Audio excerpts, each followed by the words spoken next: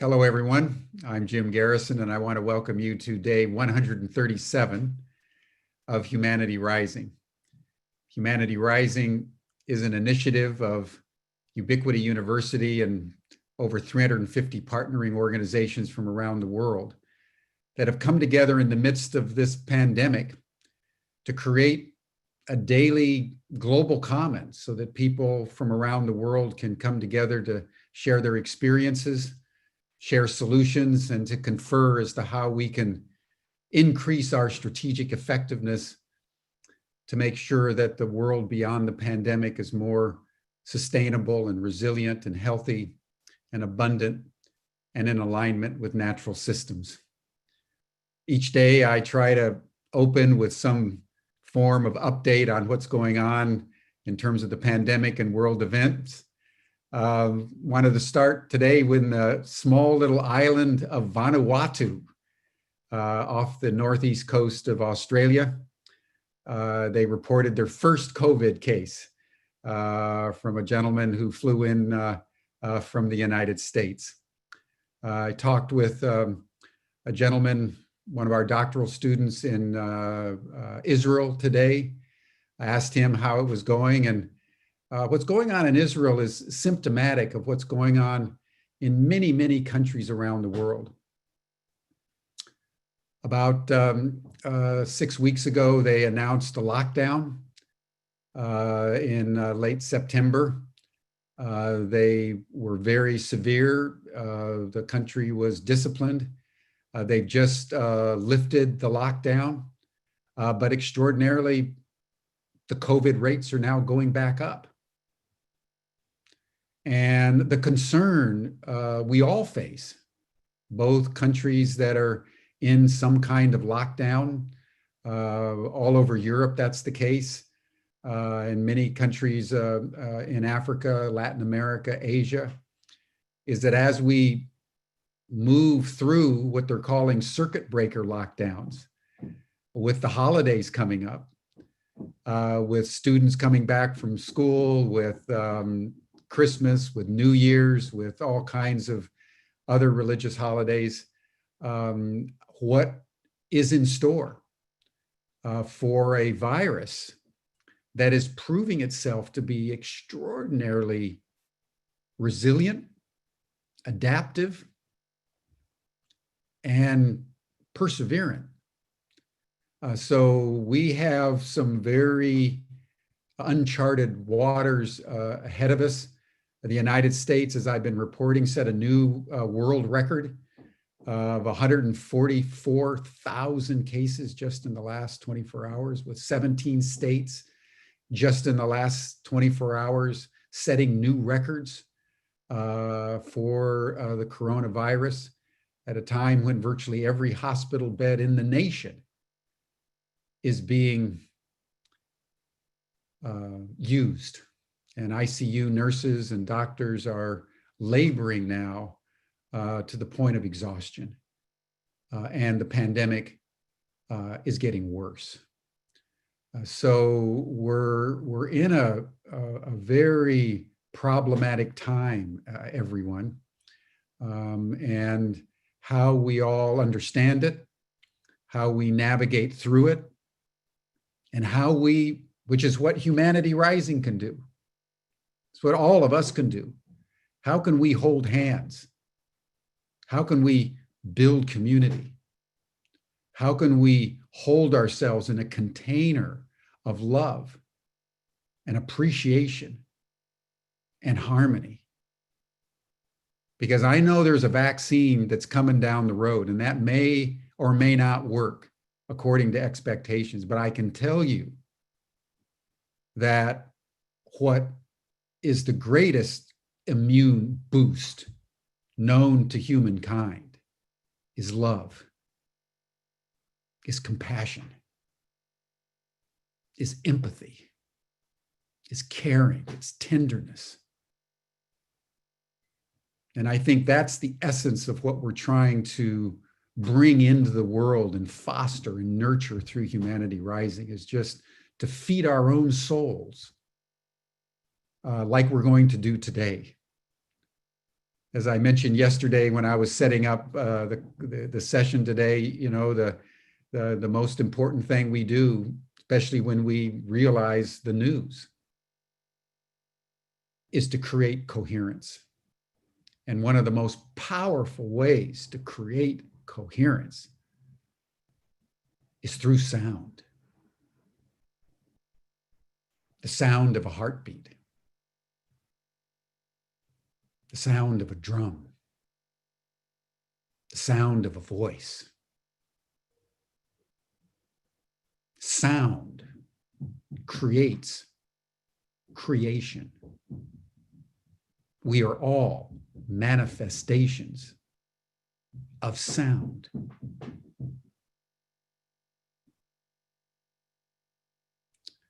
So it's my pleasure to welcome my dear friend and colleague, Sabine van Gafka, from the great country of Sweden, who is co-moderating Humanity Rising with me as a co-convener, who will commence our program. Sabine? Thank you, Jim. And I also, of course, want to express a warm welcome to all of our viewers from around the world and our chat people who are here each and every day. And just as Jim now said, you know, sound has such a vibration that it can really heal both an individual, humanity, our planet. And, you know, many say the world was created by the sound Om. And other scientists say that sound waves, you know, rang out in the early universe that sculptured its structure. And one thing is for sure, just as Jim mentioned, that sound has an immense effect on us as species and truly is a gateway to healing. And today's session is focused on this beautiful way of healing. And we're going to talk about using sound for personal and planetary healing. A perfect timing in what we're in now.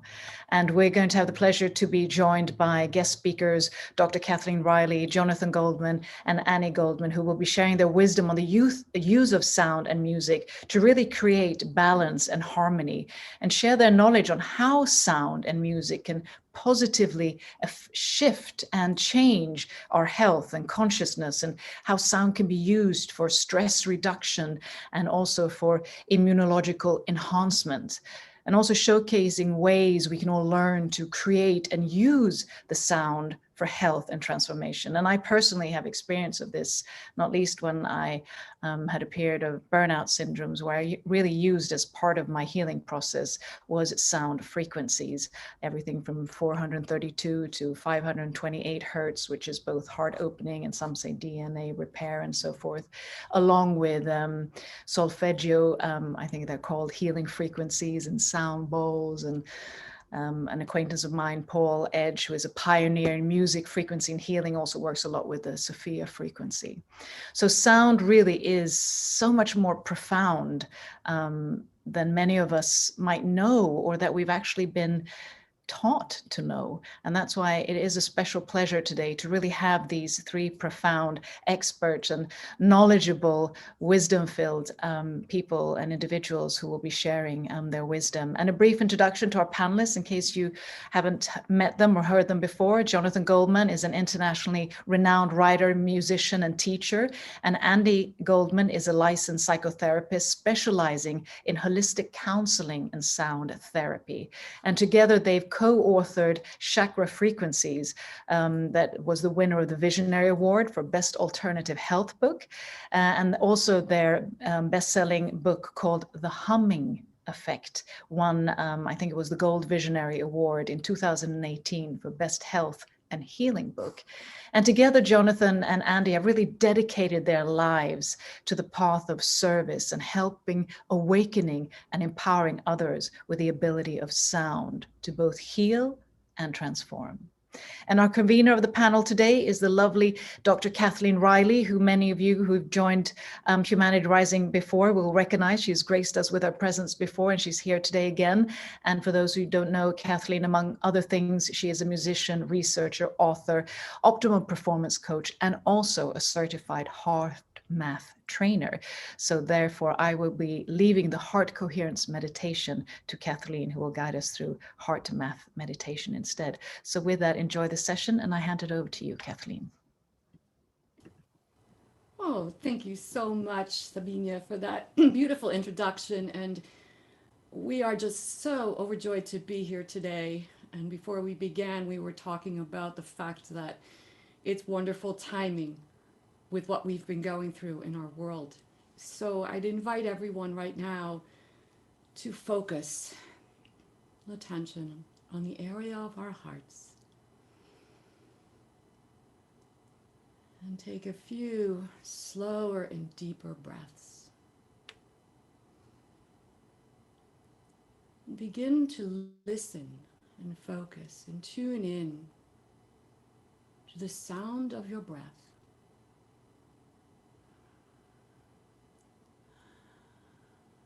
And allow your gentle inhales, and then as you exhale, let them come through a slightly opened mouth so you can actually hear that sound.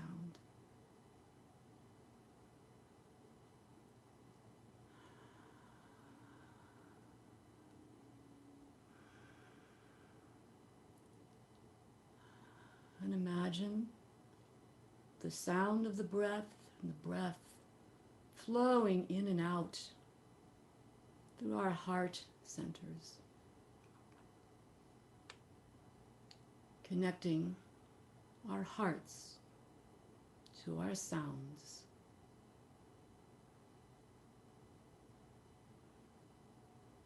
And I invite you to draw in feelings and attitudes of appreciation, gratitude, compassion, love, tolerance, forgiveness.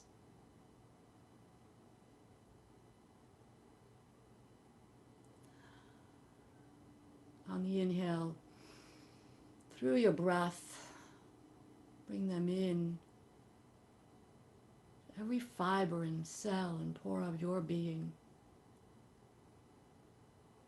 As we fill up our hearts and our vessels, so that on the exhale, we can extend these to each and every person within our virtual room here today, within our many who are joining us from around the world, so that every one of us, through our heart sounds and our breath, can extend these coherent vibrations within our communities to heal our world.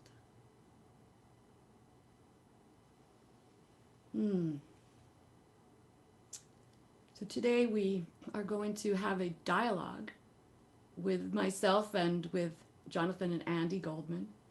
And I'm going to invite them on in just a moment. And I will start by sharing a bit of screen with everyone. And then we will talk about the first few slides from the Wisdom of Heart Math. And actually the first slide you will see, Andi and Jonathan will be talking about a little bit later as well. So let me pull up my share.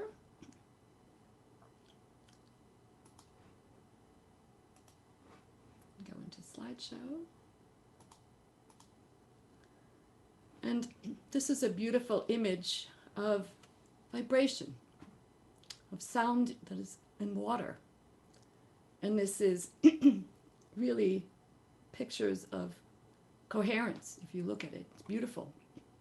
So it's a CymaScope picture by John Reed.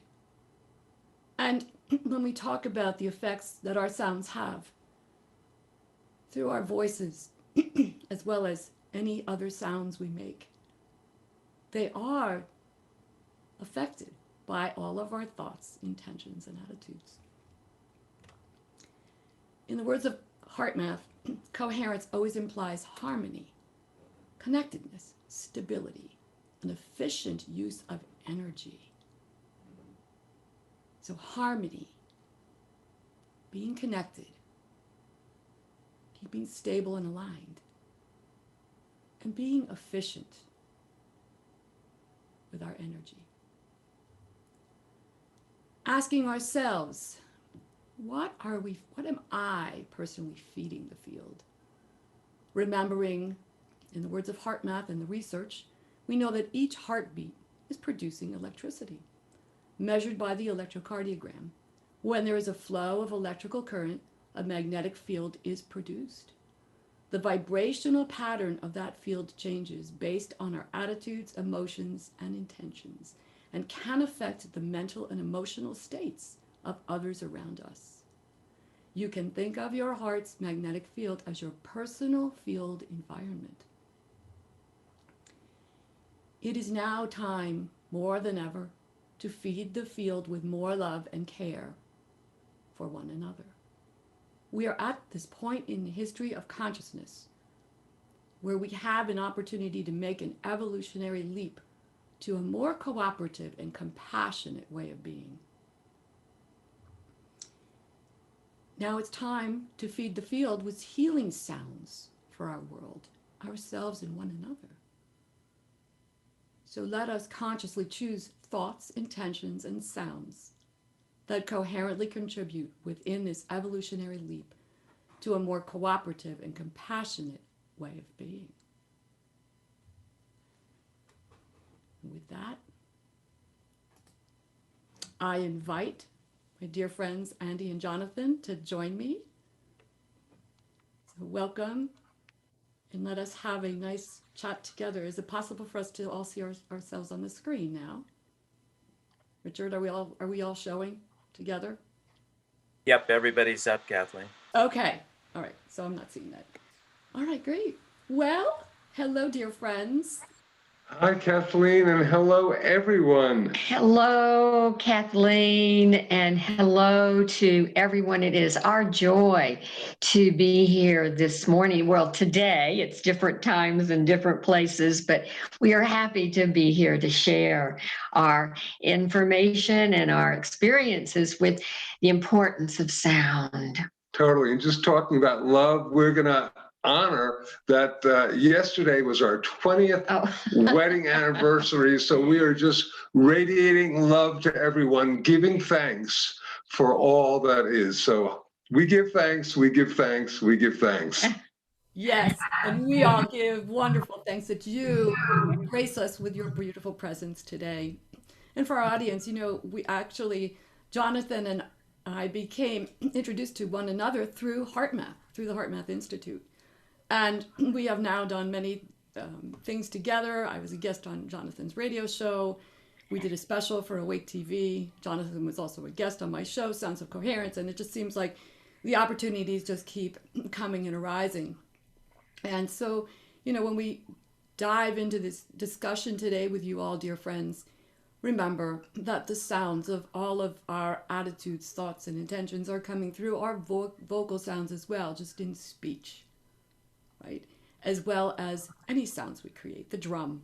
When you hit a drum and you're coming from anger, that beat's going to sound a little different than if you're coming from a place of wanting to heal or wanting to celebrate, and be in a drumming circle together. So let's just kind of go into a little bit deeper conversation about that. And I'm going to invite Andi and Jonathan to chime in here. All right. Something that is just coming to my mind right away when you were saying all of those ways that we are affected by sound.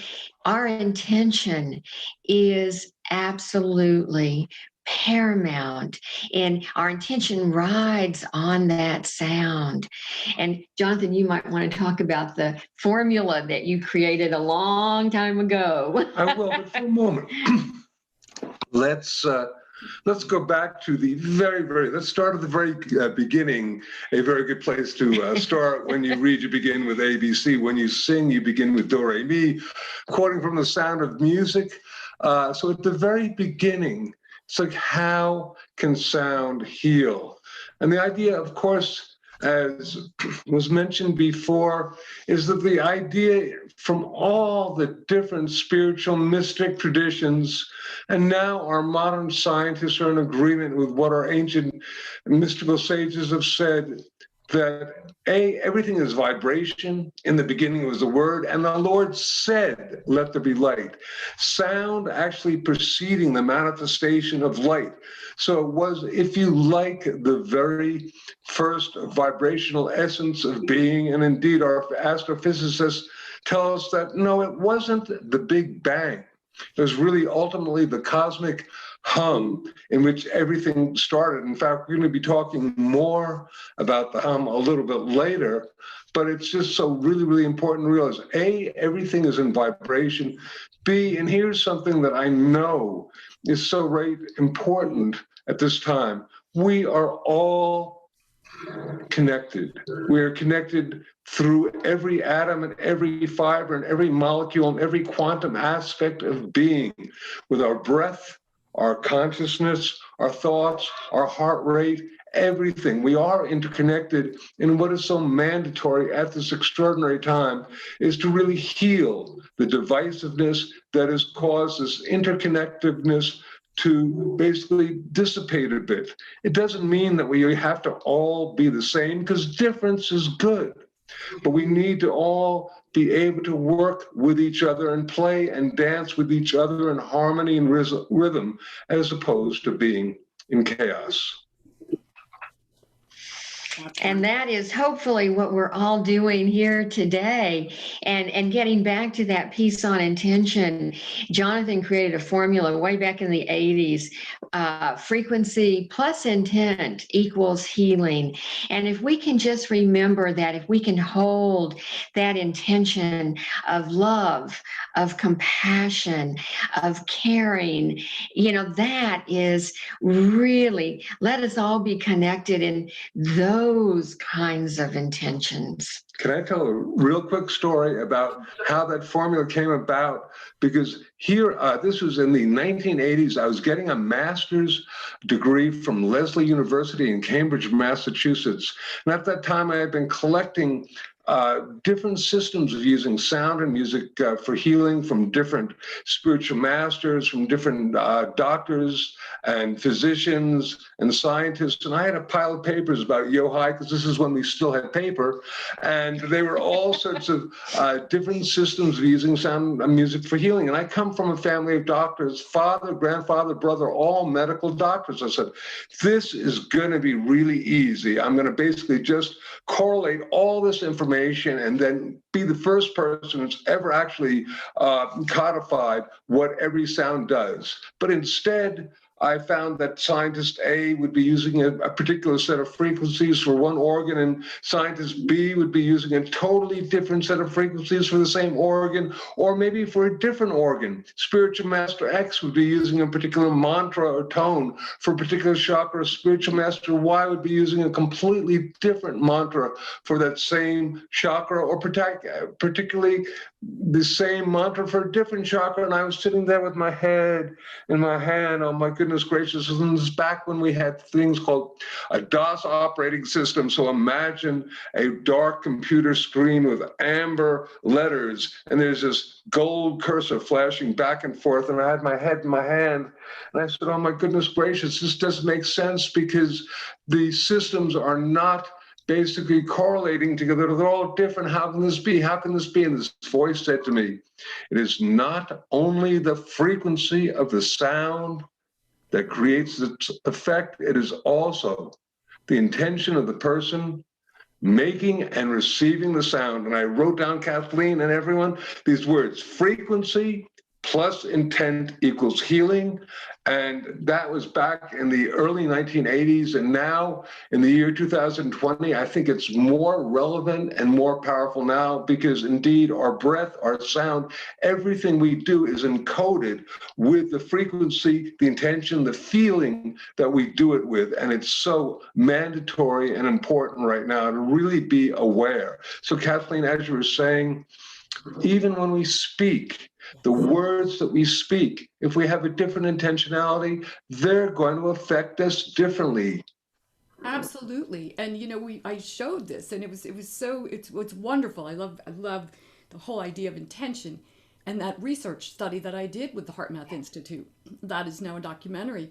The intention, the power of the heart. indeed showed this difference in the sounds of the same piece of music played by a string quartet when they all gathered together and really became coherent in themselves and identified in as a group the intention they wished to express through the music. And we found by measuring not only the musicians themselves, but 8 audience members, that this created a coherence within those audience members. But by golly, they were able actually to identify the same emotion, the same attitude that those musicians had chosen to express. They heard differences in the sound, and oh my gosh, when we were in the room and the cellist began the first few notes of the piece, I said, my goodness, I'm not listening to the same instrument play. There was a real difference in the expression.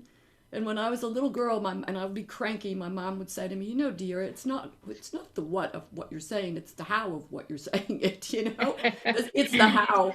And, you know, as a little girl, you know, like this. But she'd say, no, it's just, you know, modulate your voice. She would say, remember that your voice is carrying that sound. Yeah. You know? And Yeah. so Go ahead, honey. No, it's really so interesting because we're in the belief, and look, we've between the two of us, we've been in this field older than we are, and believe me, we are certainly older than you might think, or maybe not.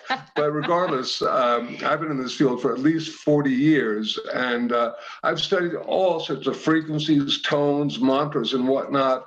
And I am now really under the belief that it is so much less the frequency of what is being manifested and much more the sound. A lot of people get into this frequency represents this, and this frequency represents that. But as I discovered 40 years ago, there were, depending upon where you looked, all these different frequencies that were being used. How could that be? Why would that be? And it was the intention of the person who is projecting the frequency. What is that doing? So is one key better than the other? Is one set of frequencies better than the other in terms of working with you?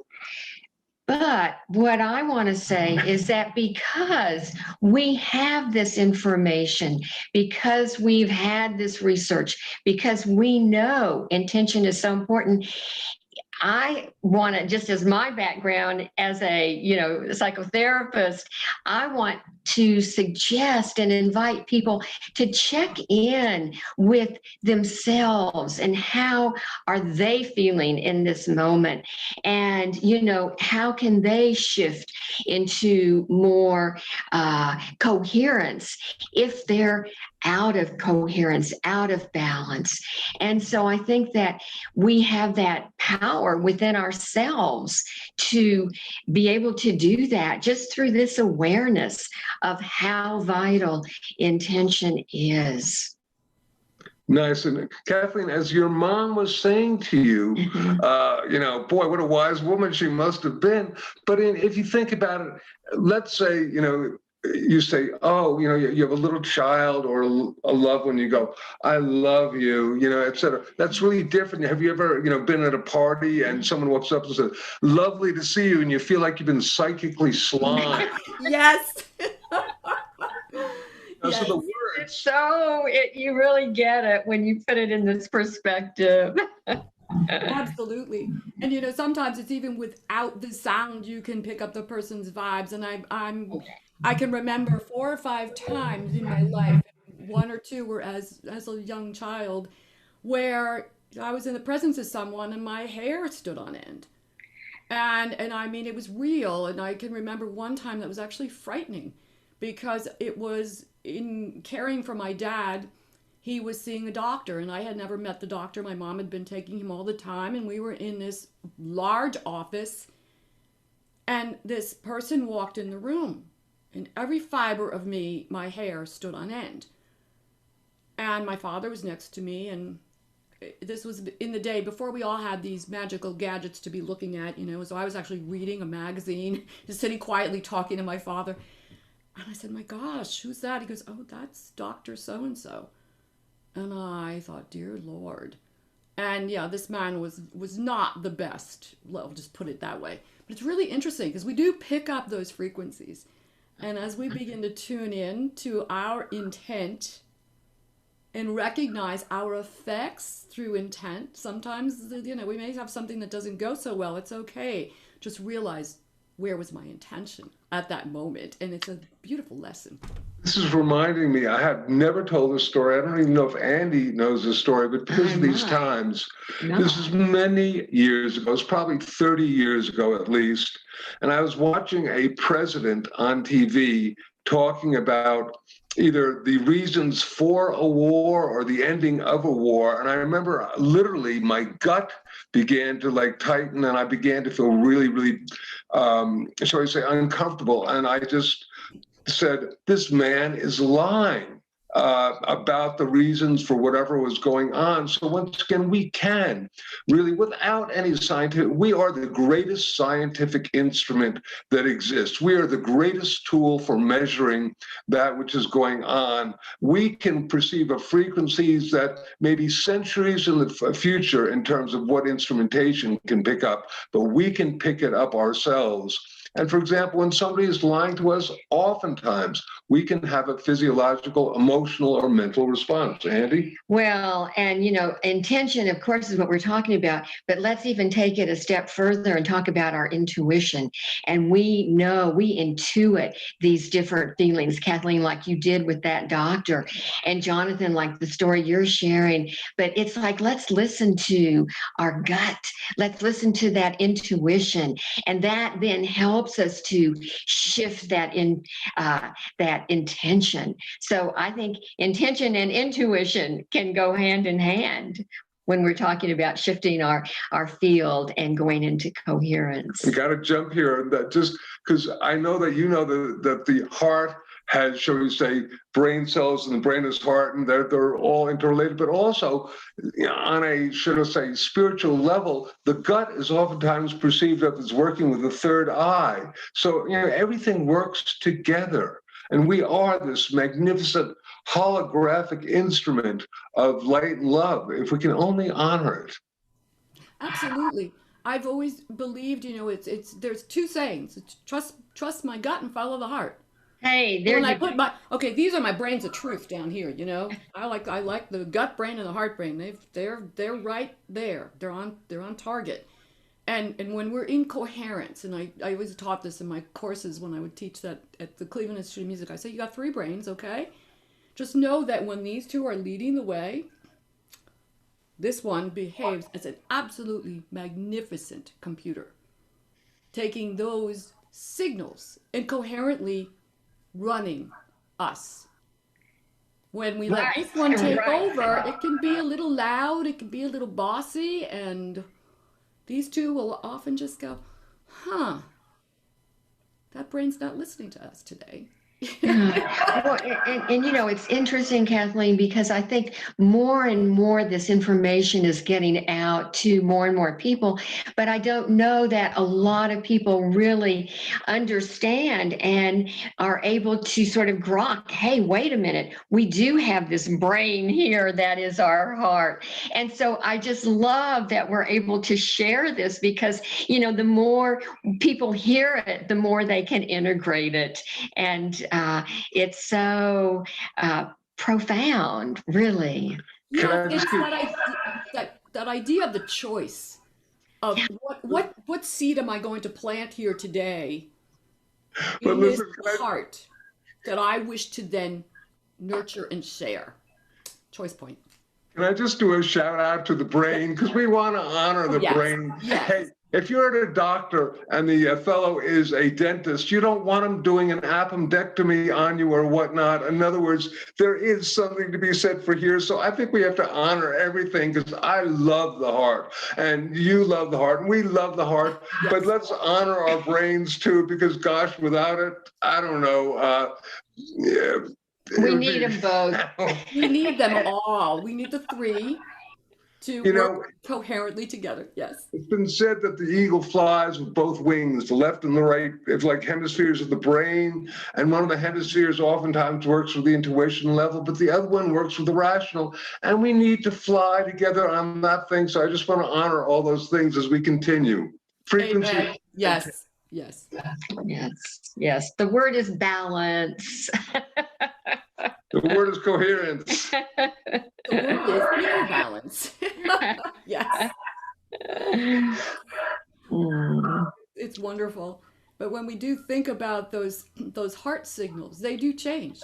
And the words that I was bringing in that heart coherent meditation in the beginning were the attitudes, the feelings, the intentions that do shift the rhythms of our hearts into this coherent alignment. And if you want to look at the alignment of both sides of our brains, if you will, we'd all know in the autonomic nervous system, we have the sympathetic and the parasympathetic.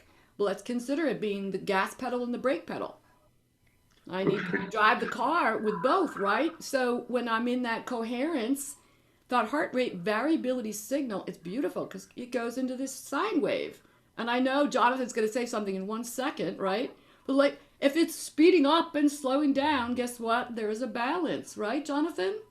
Well, Kathleen, it's so interesting you're saying that because we've been doing a lot of research lately on the vagus nerve and particularly what is called vagal toning, which is basically when the vagus nerve is in alignment. And there's actually something called polyvagal theory now, which is that the vagus nerve, which almost, if you like, is the, shall we say, the nervous system per se. But when this thing is in alignment, our heart rate and our respiration go down. And that, of course, is basically in direct correlation with heart rate variability. So there's this major, you basically increase vagal toning, you increase heart rate variability. So it's, T and tango, so to speak. How important is that? And how can we do all of that? Through sound. Sound can be such a vehicle for bringing all of that into balance and all of that into coherence.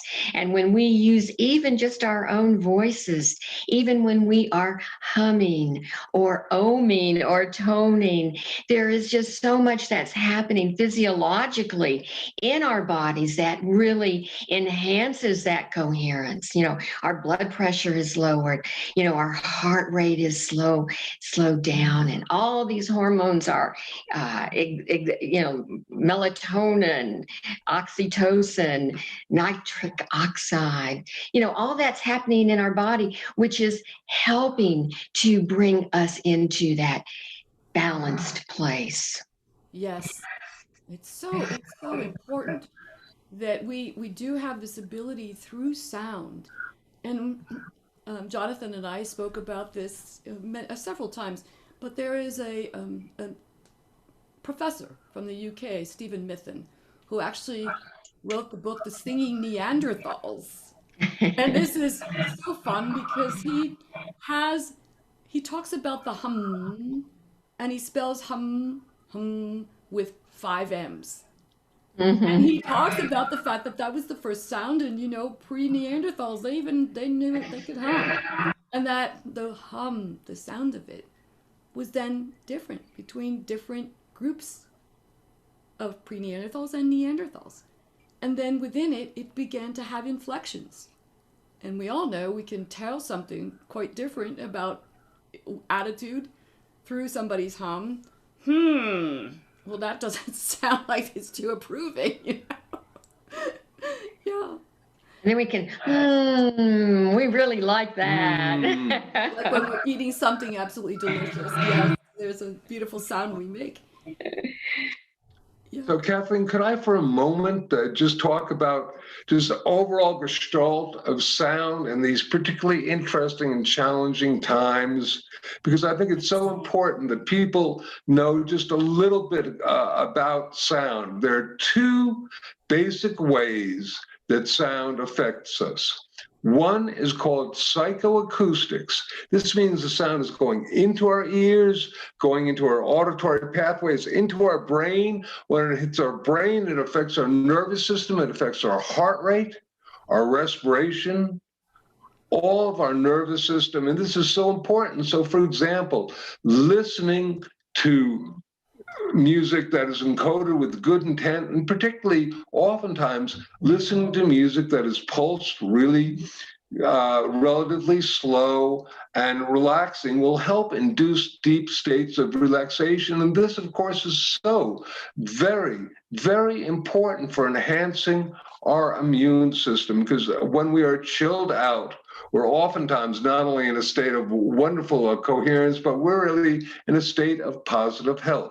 So that's number one, psychoacoustics. And when we're listening to fabulous music and whatnot, psychoacoustics is mostly affecting us. The other is called vibroacoustics, and this is where the sound goes into us on a cellular level, affecting our cells, our DNA, all the way down to our molecular structure. And that picture, that first picture you showed, which was called, it's actually a cymatic picture, a cymoscope picture from John Stuart Reid, who is over in the UK. And that was of one of my recordings called Reiki Chants.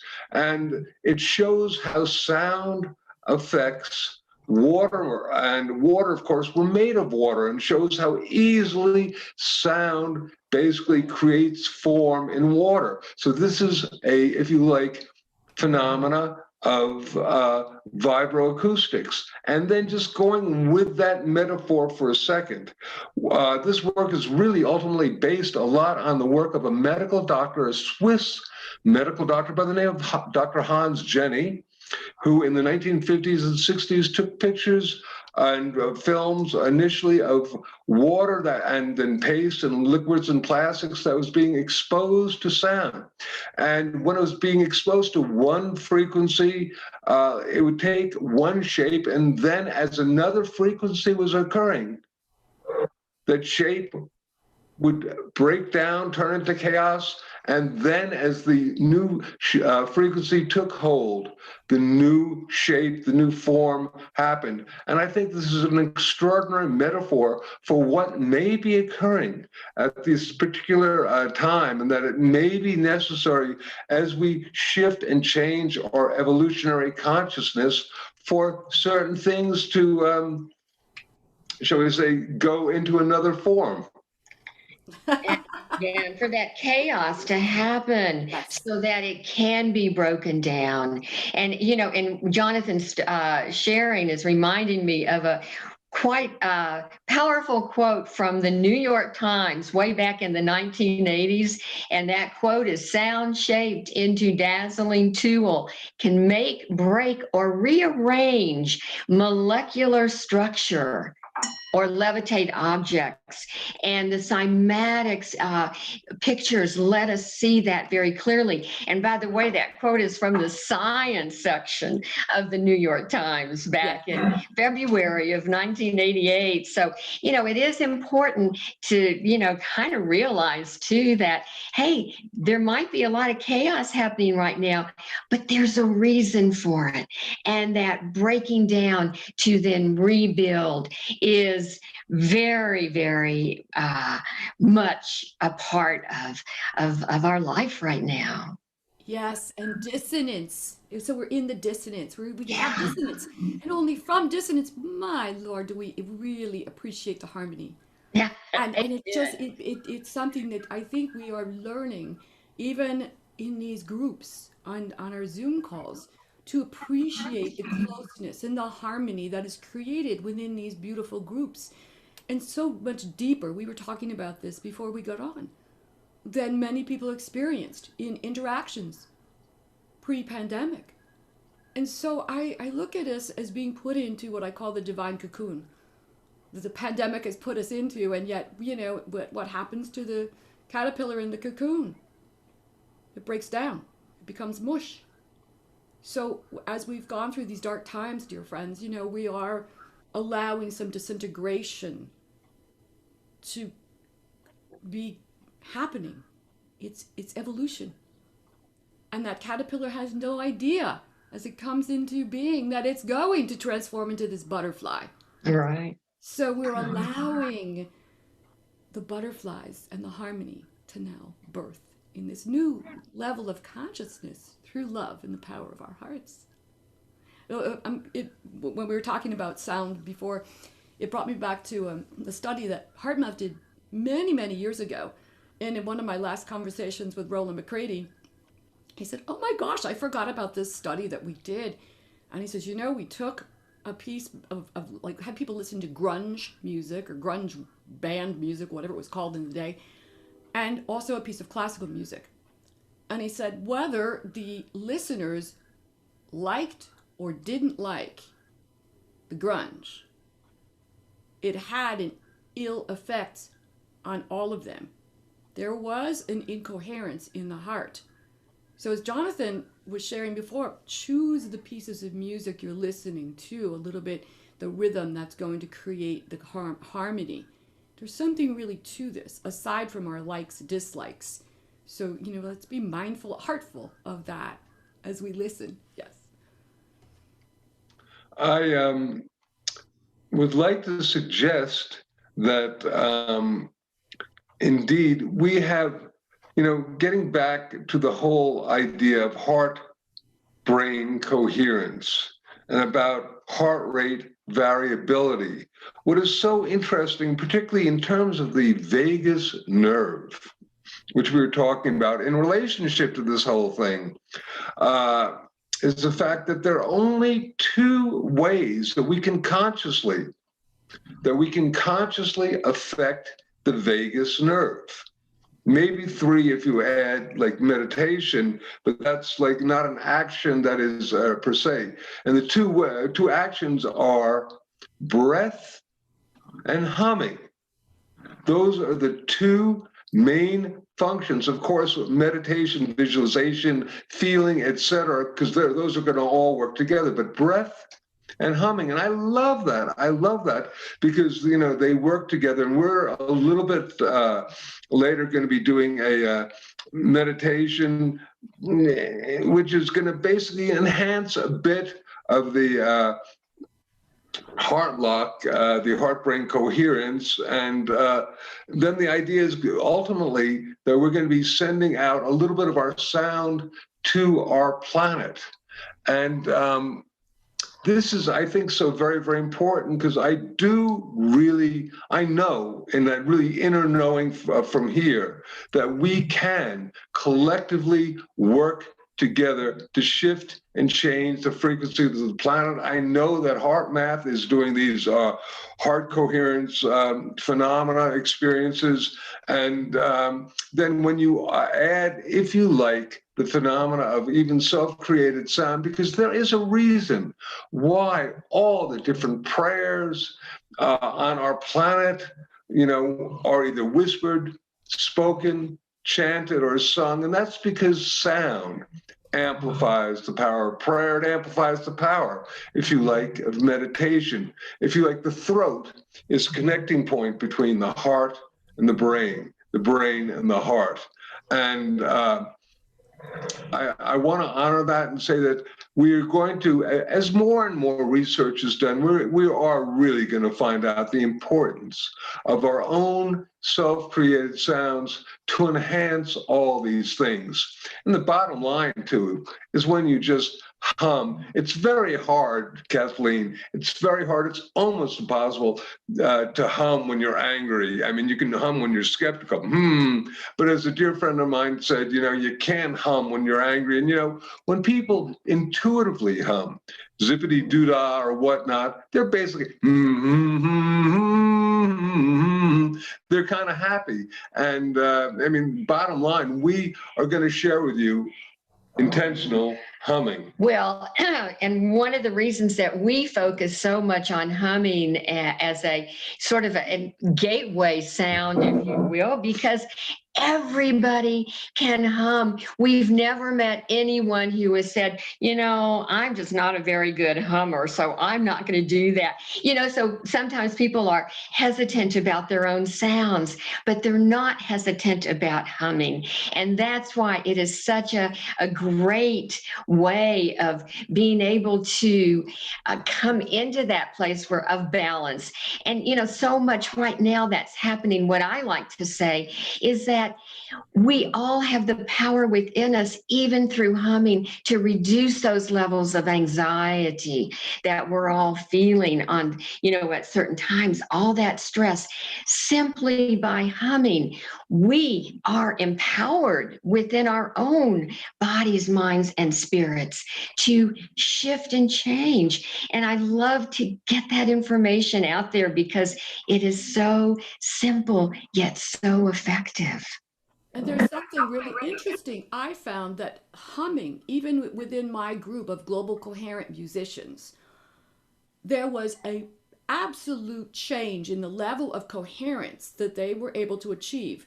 So for those of you, and I've been watching my chat over here, our chat, and I see that some people are saying, yes, I just got the heart math, the inner balance sensor, and people have also been on the global coherence apps. And really and truly, we can look and see these averages of our coherence during our day, as well as, as we're doing things together. And it was interesting that when people were toning and making singing sounds in my group of musicians, mind you, people who are skilled and they know how to match pitch, there was still some anxiety going on. And we would go into, everybody would mute themselves, and I'd put everybody in breakout rooms. I'd say, okay, you'd be one-on-one, just mute yourselves and do some toning or singing. And we'd come back in the room, and one young lady said, wow, it was really interesting. I'm alone in my house except for my cat, and I was shy to make sound. Then the next week, we decided we're going to try the hum. I said, okay, let's just hum. Just let it out. And I said, have a thought about it. Doesn't matter what the sound is, and maybe feel that whatever sound you're making at that moment is what your body is calling you to make. Just go out and, like I say, play in your sandbox, make a sound. And when we came back together, one man said, my goodness, I felt like I gave my whole body a vibratory massage. I said, yes, that's exactly what you just did. You tuned it through vibration. Yeah. Just a sonic massage. And indeed, can we just share with you for a moment the fact that we wrote this book called The Humming Effect. And mind you, we wrote this after I had been in this field for about 35 years. So it's not like I just discovered humming.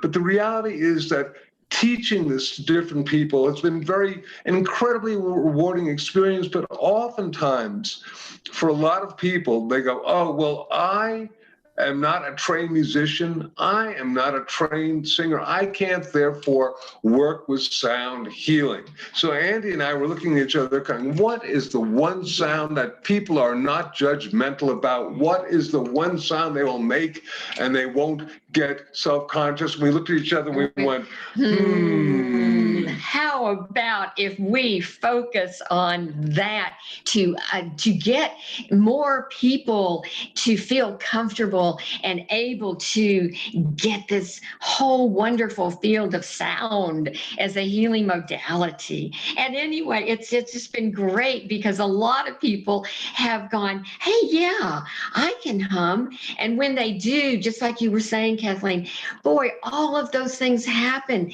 The physiological benefits are just Andi, phenomenal. can you just wrap a couple of them? Oh my goodness, your blood pressure is lowered. There's levels of melatonin that becomes stronger. And what I love is that oxytocin is released, which is the trust hormone. And so we begin to feel better about ourselves, don't even consciously realize it, but through humming, we feel better. And also nitric oxide, which, it is an immune enhancer. So, right. I mean, this is very cool. Yeah. It's like, all right, we activate this glorious health food store we have within ourselves. I mean, so many of the things Andi is sharing. Well, how many of people are going to the health food store and saying, oh, I'm going to get a little melatonin boost and I'm going to get this and that. Wait a minute. Just sit down and hum and you can boost your melatonin big time. You know? And the immune system right now is such a big, important place to focus in terms of, the COVID and the pandemic. Let's enhance our immune Enhance system. our immune system. Enhance our immune system through self-created conscious sound that basically has heart rate variability, that's got all this stuff. How cool is that and how easy is that? It's cost-free. The owner's manual is relatively easy to use and it doesn't even require electricity. No side effects either from any pharmaceuticals. We have an answer to some help with COVID here, so I think this is pretty good. I mean, that is actually really true. At our website, healingsounds.com, we have a blog that is a 6-part blog called Sound and Immunity. And the very first one talks about, indeed, the release of nitric oxide as an antiviral agent. And there are doctors, including a well-known German doctor, who talks about the fact that you can work with, among other things, sinusitis and basically the sinus cavity. You begin to nasally hum, and you get the release of nitric oxide, which is an antiviral agent. And that's fairly amazing, and we've had reports from people who have basically found that it's actually more effective than a lot of pharmaceuticals that have been prescribed for them. That is so cool. Absolutely. I mean, again, that health food store we all have. And it's time for us to take back our control of ourselves through the power we have. We have this ability. And, I think the old way, the old model that we're very quickly moving through in this time of the cacophony that we're in, is that we've allowed ourselves to become dependent on someone else. Oh, I need this person to do X to me, or I need to take this pill to do X to me. Wait a minute.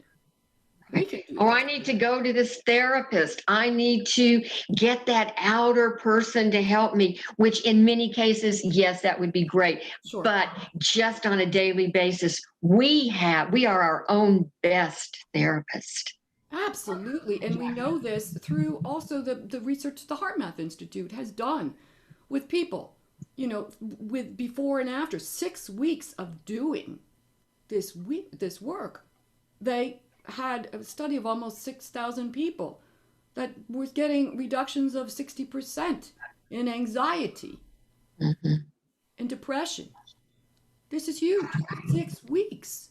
Not to say you should give up seeing a therapist or give up anything else, but my golly, if you're adding this in, imagine the boost that we're giving ourselves. Yeah. It's pretty phenomenal when we put it in this perspective. And it is my great hope that we collectively are going to continue and enhance our working together on a global level so that we can literally shift and change the vibratory rate of all sentient beings on the planet so that we can begin to operate in oneness, in cooperation and kindness, instead of in this divisiveness that seems to have gripped us during this dark time. And I'm so very, very hopeful. And I know that this is our, if you like, next step of evolution.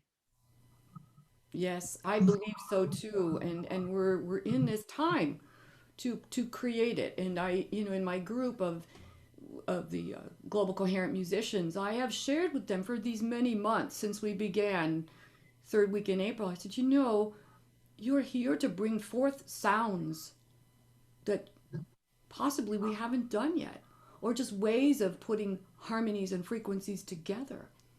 And you will all feel what is to come through as you bring in and empower your own levels of coherence. And it's just the more we spend this time connecting with our hearts, and then the intention. So bring your intention in everything. And we will create a difference within every interaction we have whether it be locally or even within these non-local virtual fields. We are creating coherence. Yeah. And Kathleen, I like what you said earlier about we have a choice, and we have that choice to start with ourselves, and start with, that empowering within our own bodies, minds, and spirits. So I encourage everyone to make that choice to, hey, wait a minute, I can do this. I have that. I can empower myself through my own voice to feel better. And then that energy gets sent out to the planet. Absolutely. And that idea of the choice, really and truly, there's the body, the heart. We cannot have two opposing emotions exist in that same space. That's right. Okay? There can't be love along with anger, hate that exist here. And I'm going to share one story of a beautiful example of this. I had a patient years ago at the Cleveland Clinic who had chronic back pain and had come in, and all the doctors said, okay, let's have Kathleen hook her up and look at her muscles with biofeedback. And I did, and I thought, by golly, I can't see anything. Wasn't showing me anything particular. So I asked her to tell me the story. I said, well, when did this lower back go out? How did it happen? And she was a doctor in a practice with 3 others, and they were all a little bit more ego-driven and kind of treated her like the fourth wheel, so to speak. And she was in her early 40s and had 2 young boys. And on a Thursday or Friday, one of the other doctors said to her, oh, by the way, I forgot to tell you, but next week I have a conference for 2 days, and you're taking half of my patient load. And she exploded with anger, silently. At that moment, her back went out. So she began working with the sensor. She got the Bluetooth sensor, she got the Inner Balance app, and we began this work, and she was doing quite well. She was also seeing someone else in another holistic psychotherapist, so we had a team within the integrative medicine campus. And she had fast forward months later, she had made the choice that she was going to leave that practice. She was making, again, steps forward. And she came in one day happily with her Starbucks in her hand, smile on her face, and said, oh my gosh, I'm on a week's vacation and I feel wonderful. And after you, I'm having a massage and I'm so happy and grateful. So I gave her the sensor, we put it on, and I began to watch her heart coherence. She was not seeing the screen. She was still telling me about how happy she was and how grateful. And 3.5 minutes into this session, I stopped the test and I turned the screen around. I said, well, you're having one discussion with me and your heart rate is having another one. And I said, what's up? And she took a look at that screen. She took a deep breath. She says, yeah, all right. That's actually right. Bottom line, no, I don't believe my back is ever going to get better. And I'm really angry. So as long as that little piece of anger, resentment was present, whether it be subconscious or just kind of tucked away, like we don't want to identify it. As long as that's there, that was running her show, so to speak. Running her. Jonathan. Yeah. So I was just thinking as you were saying that, as we discuss intention, I think another word that we can easily also correlate with intention is feeling. Because for a lot of people, they may intend something which may be a mental state of, I'm going to do this. But if we feel it, such as, what happens with the heart lock, and you feel gratitude, you feel this or that, that truly may be, if you like, the keynote for occurring to encode whatever vibrations we want. Would you agree? Yes, absolutely. And we just had a question come in. I'm answering, and they said, "When are we going to do the humming?" So I said, "We'll be humming soon." So I'm just answering that out loud as well as typing it in. Yes, to the Q&A.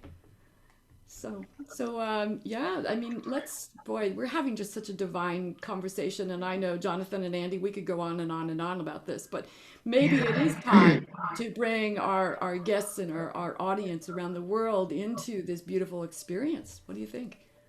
I think that'd be great. I think that sounds like a plan to me. Okay, I think it's divine timing. Can I set the parameters for humming for everyone? Just because we like to do something called conscious humming. So it's a little bit different than, if you like, it separates us down to a little bit more of a serious activity that can become a daily spiritual practice.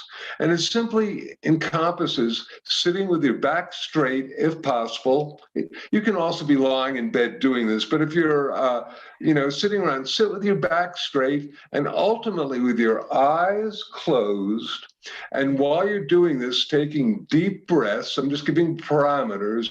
And then when you get done doing the humming, actually being in a state of silence for a couple of minutes afterwards, because it is in silence that the greatest shift and change on the physical, emotional, mental, and spiritual levels occur.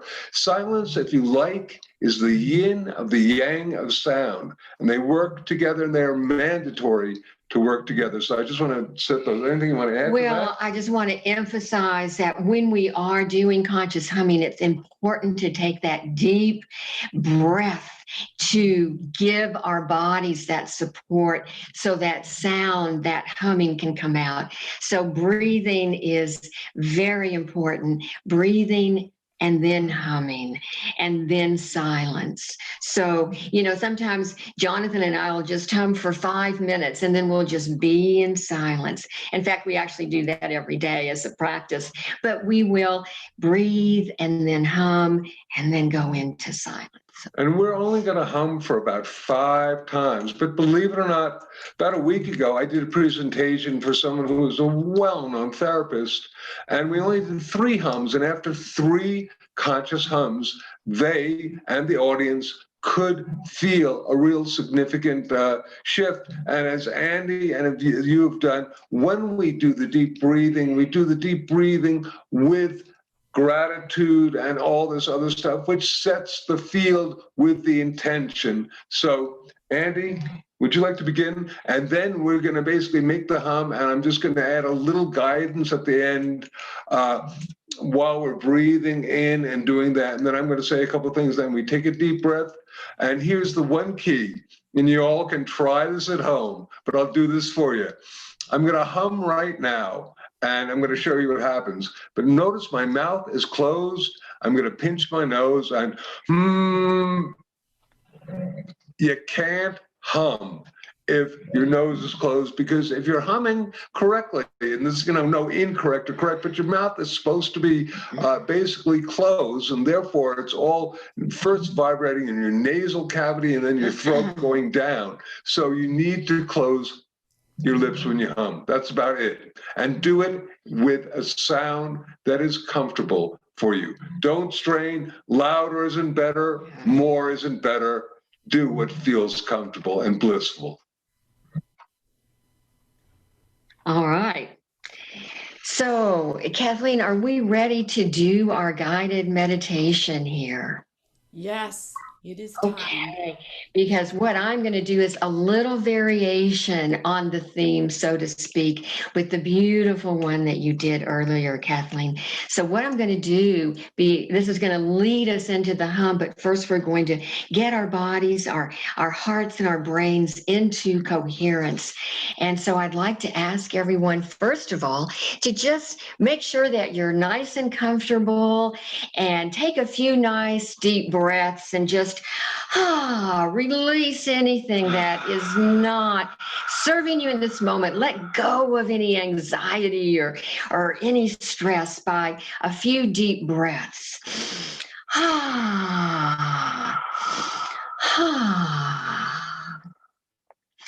And now I'd like to ask you to close your eyes and begin to focus on your breathing. Focus on your breath.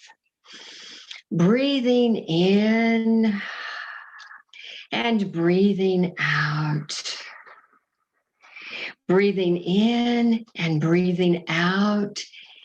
And visualize or imagine that you are breathing in and out through your heart. Breathing in and out through your heart and knowing, remembering that it is love that breathes each breath. And it is love that causes each beat of our hearts. And as you're breathing in and out through your heart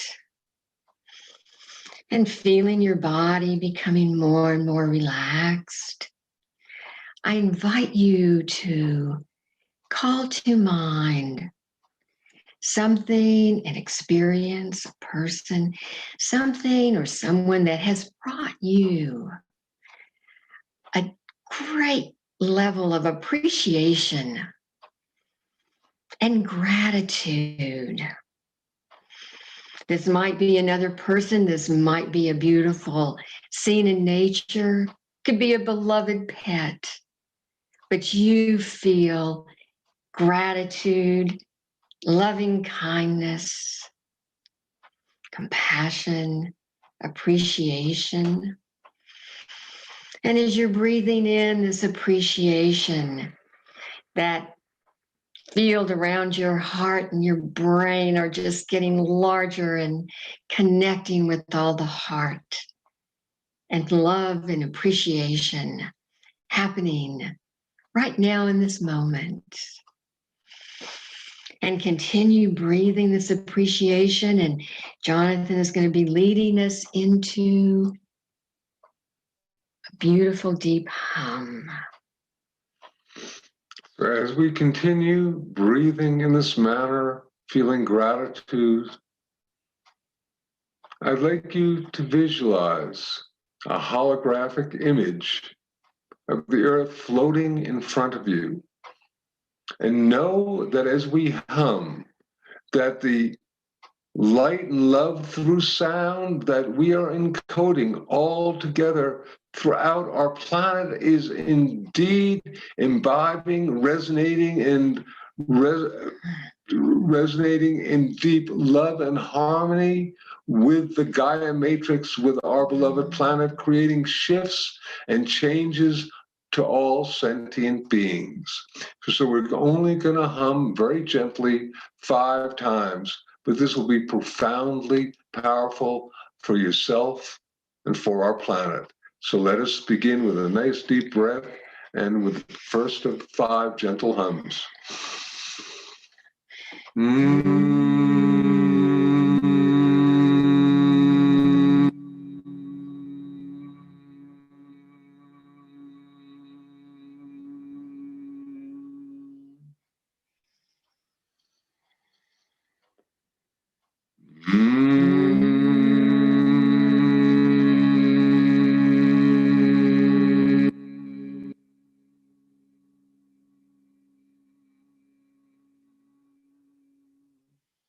Another nice deep breath in.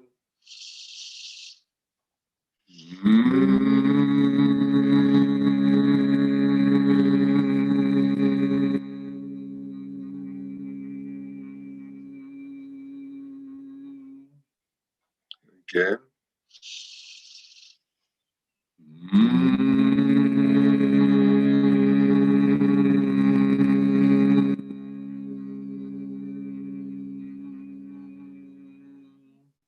One last time.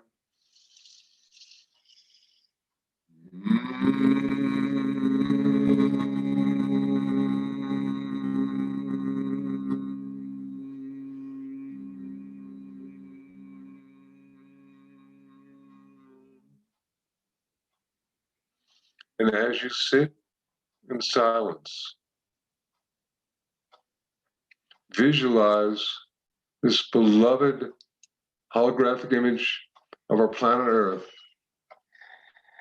being bathed in this pink and gold energy of light and love through sound. And know that you and all of us have co-created an essence of vibrational compassion and wisdom for all. And while it would be really primary to continue in this state of silence, since this is, shall we say, a visual show, let us bring ourselves back down so that we can conclude and complete this experience. Thank you. Thank you. Thank you, Andy and Jonathan. It's so beautiful. And, you know, again, to lead, we entered our journey today through our hearts, through the meditation, through heart math, and then now again, bringing in the heart and adding in the sound of It's really beautiful. And we hope that all of you who joined us today are able to take something from this. And I will ask somebody in a chat. I know that we were talking before the show about the after group that you have on Zoom. If you'd like to put the invitation there, I know that Andy, Jonathan, and I would love to join you all today. So I asked if someone can type that in chat so we can save it. Oh, and there it is. Okay, great. And thank you, Stan, for that. And with this, I now turn this back over to Jim Garrison. Thank you. Thank you, Andy and Jonathan. Thank you, Kathleen. That was beautiful. And that final humming was soothing to my soul. So thank you for that. You know, it just was occurring to me, since I'm a professor of Greek philosophy at Ubiquity and have studied the intellectual history of Western civilization, you know, that it's worth just noting that it all began with Pythagoras. And Pythagoras, just for those of you who may have forgotten your Pythagoras lived in the 6th century. And when his mother was pregnant with him, there were all kinds of omens in the sky, and there were seers that came to her and said that the child that would be born would be an avatar. And her husband actually went to Delphi and consulted with the Pythia, the seer at Delphi, an old woman who told him, yes, the son of this union will bring into the world a knowledge that will shape the future. And that's how Pythagoras got his name, from the Pythia at Delphi. And he was very precocious. He was born on the island of Samos, which had been dedicated since time immemorial to the mother goddess. He went into Palestine, to Mount Carmel, to hang out with the Jewish prophets. He went down into Egypt and hung out with the Egyptian priests. Then he went over to Babylonia. And he traveled the ancient world till he was about 40, gathered all the knowledge that he could absorb, and then came back to Greece, ended up in southern Italy, and started a school based on his realization that at the heart of the heart of the heart of reality was not emptiness, but sound and geometric equations. And it said, everyone, that Pythagoras could sit so quietly that he could hear the sounds of the planets as they move through space. And he taught his disciples the arcane knowledge of exactly what Andi and Jonathan just shared with us, that sound, the frequencies of sound, are what actually constructs the observable reality. It's a combination of sound in accordance with frequencies shaped by geometric patterns and mathematical equations. That's what Pythagoras came to understand about the true nature of reality. And so when you said at the beginning, one of you, I think Jonathan, you were the one that formulated the equation that sound plus intention equals healing. That's actually literally true. It was Pythagoras that discerned for the first time that anybody knows about of the octave. He realized that sound has its own logic, and music corresponds to the mathematical equations, the geometric symmetries of sound.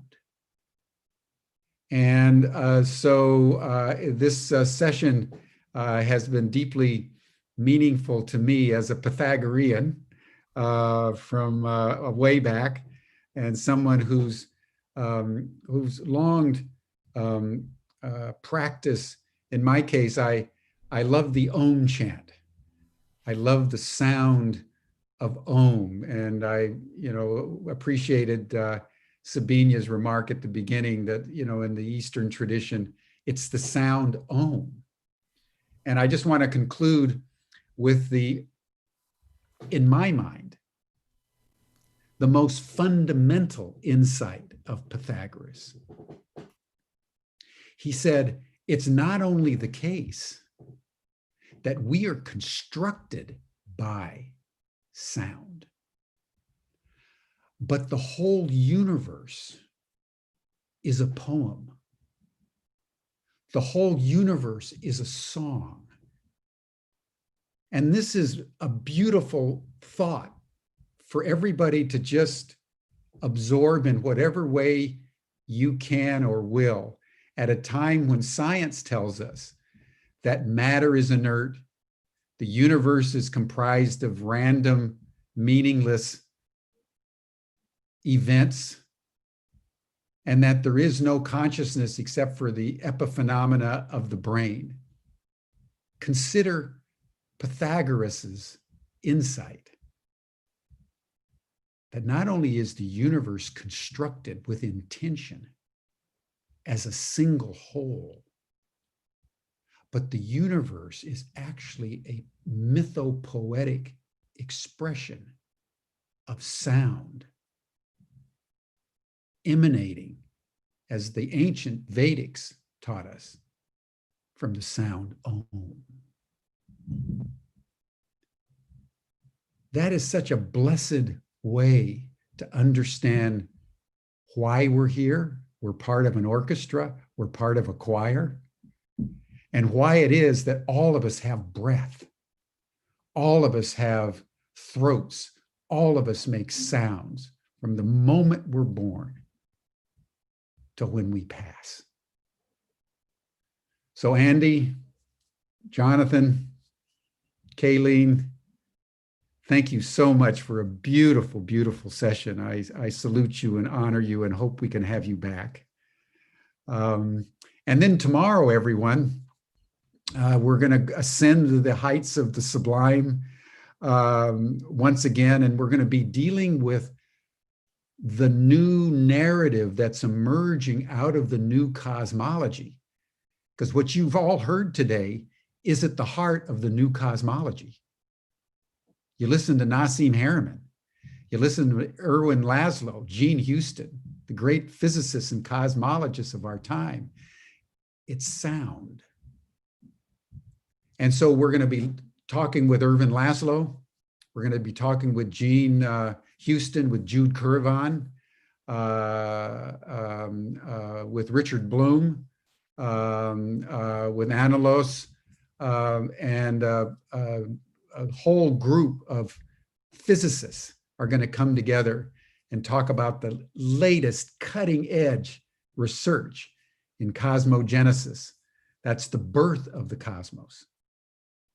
For our session tomorrow, and the implications of this new story on what it means to be human.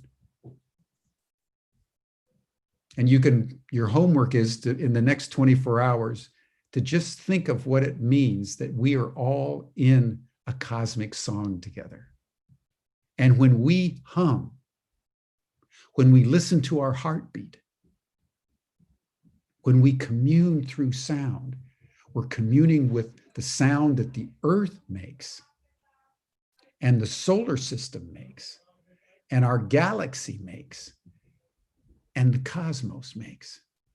And if we can come into alignment, like one voice in the overall orchestra, into perfect harmony, that is the domain of healing. So thank you, everyone. We'll see you all again tomorrow, 5:00 p.m. Central European Time on Humanity Rising. Bye-bye. Thank you all.